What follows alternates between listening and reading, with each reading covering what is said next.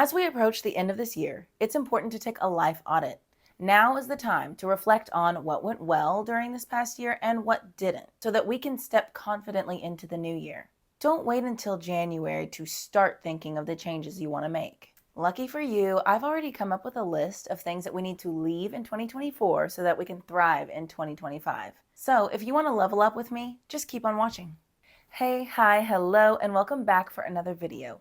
I'm Jaden if you're new here, and if not, hey girl, it's good to see you again. On this channel, we talk about self-development, mindset, and how to become our best selves from the inside out. So subscribe if you vibe, hit the like button and the notification bell so that you don't miss anything from me. Okay, let's get right into it. The first thing you need to leave behind in 2024 is procrastination. This one probably doesn't come as a shock to you, but it's number one on the list because of how important it is.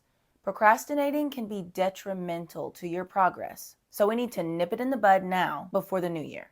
When you continue to put something off for later or until the last possible minute, you keep your body in a state of stress, and let me tell you, nothing good comes from producing copious amounts of cortisol, the stress hormone.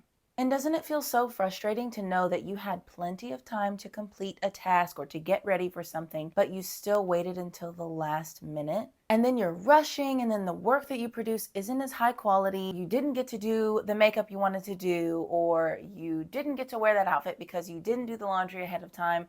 Whatever it is, it's frustrating to feel that way. And I know that we're all human and that we're not perfect, and we won't be perfect. As hard as it is for my fellow perfectionists to admit that, it's okay. We're going to slip up, but being self-aware is so important when you're taking a life audit, because if you are not self-aware, you're just going to walk into the next year doing the exact same things that you've been doing, getting the exact same results, which a lot of times is no result, and we don't want that for next year. And if you do this, you're not alone. I have been there plenty of times. And I know that I get on my own nerves when I do that crap. So I'm going to do my best to stop thinking about what I need to do and just do it. Just get it over with. It literally wastes so much time. Like, I could have done the thing that I'm procrastinating on 10 times by the time that I actually get up and do it. And it's like, girl, why'd you do that? Like, there was a day that I wore makeup, and I hate having to wash my makeup off. I don't know what it is. I just don't like it, but I know I need to do it. So there was a night that I was like, okay, I gotta go wash my makeup off. Yeah, okay, I'll do it in a little bit. I'll do it after this. I'll do it after that. Could not get my butt off the couch. I got on my phone and started scrolling away on social media because I was like, I'll watch this one TikTok.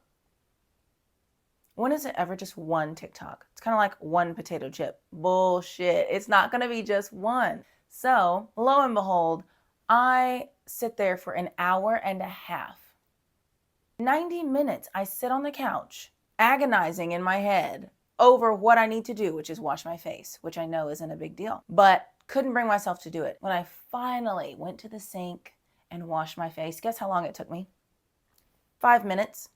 And I spent 90 minutes agonizing over it, making it into a bigger deal than it is. Moral of the story, the time it actually takes to do the thing is a fraction of the time that we spend procrastinating on it. So if you catch yourself doing this, don't beat yourself up about it, because we are human and we're going to make mistakes. We're going to slip up. Do the best you can to pinch yourself in the ass and make yourself get up and go do the thing. I know how hard it can be to break out of that freeze state, but the longer you put it off, the longer it weighs on your mind. So the sooner you do it and get it over with, the sooner that you can free up mental and emotional space within you. And then it can be something that you think of, you do, and it's in the past, it's done. Instead of thinking about it, not wanting to do it, procrastinating on it, wasting more time, and then finally doing it. Like, that is so much more mental labor than just thinking of the thing you need to do, doing it, and moving on about your day or night. The second thing that I want you guys to leave in 2024 is people pleasing. Nothing good comes from it, seriously. The pleasure that someone else feels from you doing what they want you to do is temporary, but the dissatisfaction that you feel by putting yourself last is permanent. Stop putting everyone else's wants and needs above your own and start to put yourself first. I have an entire video on this, and I will link it for you guys in the description. So check that out if this is something you struggle with. Every time you put someone else's needs and wants above your own, you're teaching yourself, reaffirming to yourself subconsciously that what you want, what you need doesn't matter. And since we know that that is not true, you need to break that habit now so that you can stop breaking your own heart. Every time you put yourself last, you break your own heart. You're telling your inner child, that little girl, little boy inside of you, that, no one else seemed to put us first. No one else seemed to care enough about our wants and needs to make sure that they were met. So I guess we won't do that either. I guess this is just how it is for us. No. Stop telling your inner child that that's okay. And start making your inner child feel safe and seen and heard and protected and loved. People pleasing will not do that. So the sooner you stop trying to please everyone else and make everyone else happy at the expense of your own happiness, the sooner that you teach yourself that you are important and that what you need and want does matter, because it does. Start to make your inner child, your inner teenager, and your adult self feel safe in your own body, even if other people didn't do that for you. It's time that you take the initiative and you make that happen. Because honestly, I'm sorry to tell you, but nobody else is going to do that for you. I'm sure that's something you already know, but maybe you just needed to hear it. So please start to prioritize yourself and your needs, because they do matter. The third thing that you guys need to leave in 2024 is making your self-care last on your list. It is easy to write off self-care as something that is non-essential, something that's not very important, something you can do without. And you can for a little while, but it's not sustainable. And here's why. When you put off taking care of yourself, you once again, kind of like people pleasing, reaffirm to yourself that you don't matter as much as other people do. When you take care of yourself, your skin, your hair, your body, you always feel better about yourself. Never once have I finally done the self-care that I'd been putting off and felt worse afterwards. No. That's because we need it. But too many of us are not doing it because we're buying into the bullshit that it's extra. It's not. It doesn't have to be a big to-do or take a big chunk out of your bank account. It could look like taking an everything shower and really taking your time in there, not rushing, just enjoying it. And then when you get out, you do your entire skincare routine, not just the bare minimum. And then you maybe put on a hair mask and you moisturize every part of your body while you vibe out to your favorite playlist. It can seriously be as simple as that. And that sounds like a good night in to me, okay? That sounds a lot better than clubbing. And I know whenever I have those kind of nights for myself, I love to light a candle, get cozy, curl up with my favorite book, or just chill and watch some anime. So stop buying into the story that some people may try to sell you that self-care is selfish. Because I guarantee you, every time that I start to get down on myself, not feeling very loving toward myself, or not having the nicest thoughts, when I take care of my body and my spirit, I always feel better. So whatever this may look like to you, start to do that. Start to take care of yourself in ways that feel very nurturing and comforting. And if you don't know what those are yet, just maybe get on Pinterest and look up self-care night. And you can get ideas from that. It could be whatever, but start to get curious about what a lovely self-care night for you would look like, and then do that. And the fourth thing that you need to leave in 2024 is self-deprecation. This is no good for your mind, your spirit, or your body, finances, or your relationships, anything. Speaking to yourself in a self-deprecating way is just harmful. That's it, point blank, period.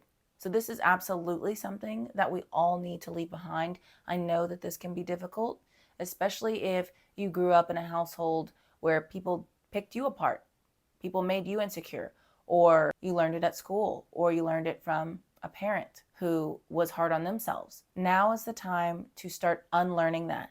I know if you've been in the habit of doing this your whole life and watching it from other people, it's going to be hard for you to even notice that you're doing it. But I really want you to make an effort to become mindful of your thoughts. Become aware of when you start sinking down that spiral of negativity and catch yourself. You're not going to be really good at noticing this at first, but do your best. It's going to take practice. We have between 60 and 70,000 thoughts a day. It would be impossible to monitor all of those. But the more self-aware you become, the easier it will become. When I catch myself, I will literally shake my head a little bit, like to shake out the negative thought. Like, get away from me. I don't want to think that. Maybe shake my limbs, get up from wherever I'm sitting, move around. Movement helps. So I will maybe go to the kitchen, see if there's any dishes that need to be done, see if the counters need to be wiped, maybe do some laundry, or go for a walk outside. That always helps me when I need to clear my mental space and get back on a higher vibration. Sometimes I will go make something to eat because I'll realize, oh, hey, I haven't nourished my body yet today. I should probably do that. That might help my mood. Food usually does. Other times I realize that a shower will help me feel better. Getting in there and washing off the physical dirt, but also any like emotional dirt that seems grimy, that's holding me down. It can be a visualization you practice in the shower. Sometimes I'll say, I am washing away any physical, mental, emotional dirt that may be stuck to me. Sometimes I need to just take a break from everything and just sing and dance. That always makes me feel better too. I did that yesterday. Sang some John Legend and did a little interpretive lyrical dance that I just made up. And it makes my inner child really happy. It makes me feel really good, gets my blood pumping a little bit, and it gets me out of that negative headspace. It keeps me from dwelling on thoughts that are not conducive to my growth. And then other times I will pick up my favorite book. Right now, I'm reading A Court of Wings and Ruin. It's the third book in A Court of Thorns and Roses series. And oh my gosh, guys, I love it. I love this series. If you have read it or you are reading it, please comment down below. Let me know. I'd love to hear your thoughts about it. That's my favorite book right now. Well, not that one, but A Court of Mist and Fury is my favorite book right now, which is the second one in the series. But I'll let you know when I finish all of them, which one I love the most. If you don't really like reading and you want to get back into it, I suggest A Court of Thorns and Roses. It's a good series. It's fantasy, it's romance, there's some action. So it's easier to get back into reading with books like that instead of nonfiction, self-help. I do love a good self-help book, but this romantasy genre has really got me in a chokehold right now. And if I don't feel like reading, then I will turn on my favorite TV series or movie and relax and let that wash away the negativity. Sometimes you just need a little reset. That's okay. That's normal. Give yourself the grace and the space to do that without judging yourself. Not every day is going to be great. Not every day is going to be bad either. But it's important that we learn how to ride the ebbs and flows of life and figure out when and how to meet our own needs, because we can't depend on other people to do that for us. It's not their responsibility. So it's up to you what you choose to do to pull yourself up and out of that negative spiral, but do something. Decide that you're no longer available for that and that you're choosing a different timeline because you don't want to be stuck in that low consciousness. So these are the 4 things that we all need to leave in 2024 so that we can thrive in 2025. And if you have watched all the way to the end of this video, thank you so much. It means so much to me and helps the channel. And if you haven't already, go ahead and subscribe. If you vibe, hit the like button and save this for later. Share it with a friend who you think might need these tips. Let's level up together. Thank you for spending your time with me. I love you so much, and I will see you in the next video. Bye.